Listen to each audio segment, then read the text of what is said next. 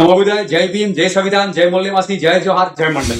मैं हूं the voice of बहुजन से दयालाल यादव। जी साथियों, अपराधी की कोई जाति नहीं होती है, अपराधी अपराधी ही होता है।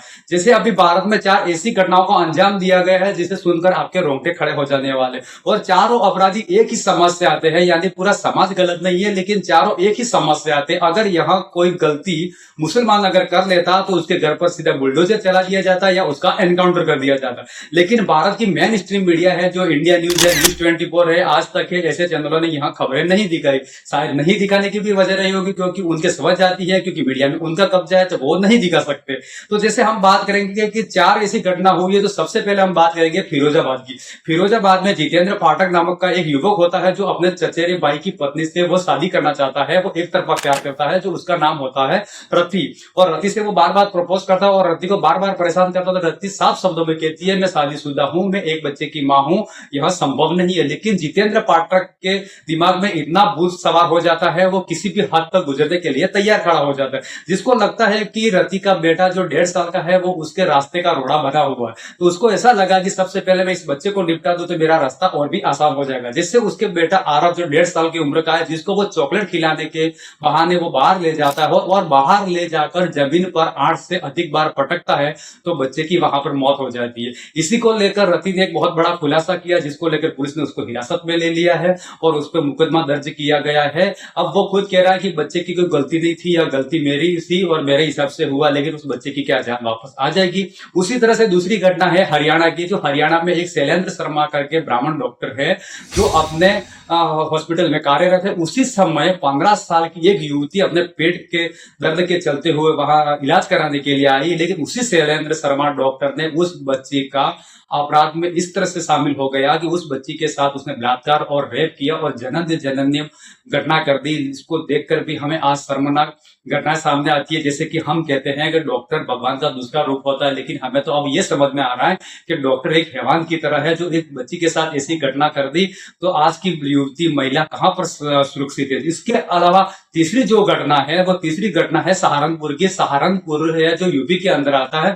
वहां 65 वर्षीय विनय पंडित, जो एक मंदिर का पुजारी होता है, उसी की बगल में कहीं दलित बच्ची 10 वर्षीय वो खेल खेल रही होती है, आंगन में खेल कर रहे, तो उसी बच्चे को बेला फुसलाकर वो ले जाता है, उससे अश्लील हरकत करता है और यहाँ तक कि उसकी मंशा यहाँ थी मैं रेप करूं या बलात्कार करूं। लेकिन लोग बच्ची के चिल्लाते समय वहां के लोग आसपास में भीड़ जुट हो गई, तो उस बच्ची को तो बचा लिया गया। उसको चलते हुए उस पर एक मुकदमा दर्ज हुआ, और मुकदमा ऐसा दर्ज हुआ जिसके चलते वो उसको थाने में ले जाएगा। जिसके चलते सहजाति संगठनों ने आकर हंगामा मचा दिया उस पुजारी को बचाने के लिए, उसकी जाति के लोगों ने, और यहाँ तक कि जय श्री राम के नारे भी लगा दिए और यहाँ तक कि हनुमान चालीसा का भी पाठ करने लग गए थे। क्या यहाँ अपराधी की भी जाति तय करती है कि उनको यहाँ नहीं दिखा कि एक 10 साल की बच्ची के साथ यह व्यक्ति 65 साल का व्यक्ति यह घटना कर सकता, तो उनके अंदर इंसानियत कहां मर गई, उनके अंदर सबसे पहले जाति क्यों आ गई, उनके अंदर यह मान पहले उनकी जाति के लिए क्यों, उन बच्ची के लिए उनकी दया क्यों नहीं आई, जिसके लिए उसको हिरासत तो ले लिया है, लेकिन आगे कार्रवाई क्या हो गई वो तो वक्त जाने और वक्त ही बताएगा। और उसके अलावा जो चौथा एक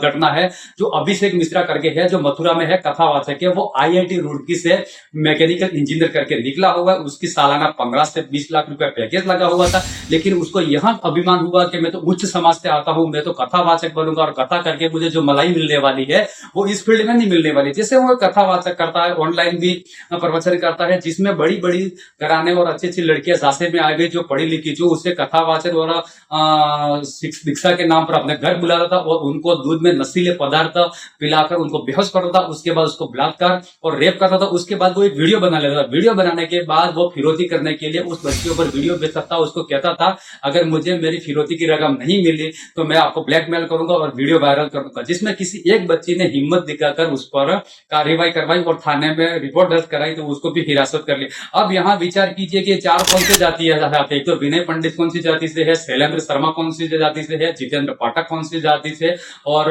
अभिषेक मिश्रा कौन सी जाति से। क्योंकि यहाँ तो कहा जाता है कि ब्रह्मा के मुंह से सबसे उच्च वर्ण का जन्म लेने वाला है ब्राह्मण, लेकिन चारों एक ही जाति से क्यों। अब सवाल यहाँ आते हैं, हमें जाति से नफरत नहीं है क्योंकि उसी जाति को ये कलंकित कर रहे हैं।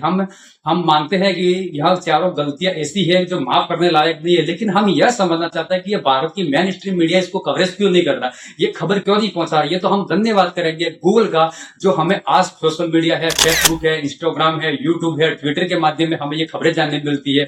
अन्यथा हम ये कैसे जानते, क्योंकि जब सोशल मीडिया का जमाना नहीं था, हमारे लोगों की अनगिनत हत्या होती। अभी तो कहीं भी ऐसी घटना हो जाती है, तुरंत हमें वीडियो मिल जाता है जिसको हम वायरल कर सकते हैं और हमें अपने लोगों तक आवाज पहुंचा सकते हैं। क्या अभी अगर ये इस जगह कोई मुसलमान कर दिया होता, तो अगर यही किसी और ने किया होता, तो यहाँ पर सब जाति तय क्यों कहती, जाति क्यों तय करती है। जैसे कि अपराधी है, अपराधी ने अपराध किया तो उसको तो सख्त से सजा मिलनी चाहिए थी, उस पर एक्शन लेना चाहिए था। तो यह लोग अपने समाज के लोग को क्यों बचा रहे हैं? क्या उनमें कोई दर्द नहीं है?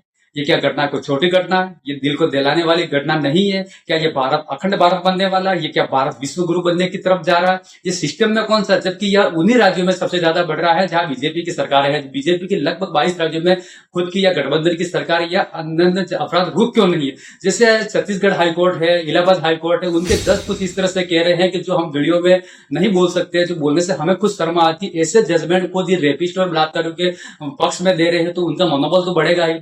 किस किस तरह से, जैसे वीडियो पे बोलना बहुत नामुमकिन है, लेकिन मैं खुद सुनकर भी हैरान हो गई है। सुप्रीम कोर्ट के ये जो हाई कोर्ट के जज अपने ऐसे जजमेंट दिखाते हैं, फिर उनके घर पर जाते हैं, उनकी माँ बहन से उनको शर्म नहीं आती है नजरें मिलाने से। हमारा देश कहाँ जा रहा है? क्योंकि यहाँ साफ कहा जा सकता है कि हमारे देश में बलात्कारी मजे कर रहे हैं और वैज्ञानिक जेल में जा रहे हैं। यहाँ हमारे लोगों को समझना चाहिए, धर्म से ऊपर उठकर सोचेंगे तो हमें इंसानियत मिलेगी, और इंसानियत के नाते हम सबका फर्ज बनता है कि उनके लिए आवाज उठाए, क्योंकि भारत आज एक बहुत गर्त में जा रहा है। ये हम समझ सबकी जिम्मेदारी है। नमो बुद्धाय, जय भीम।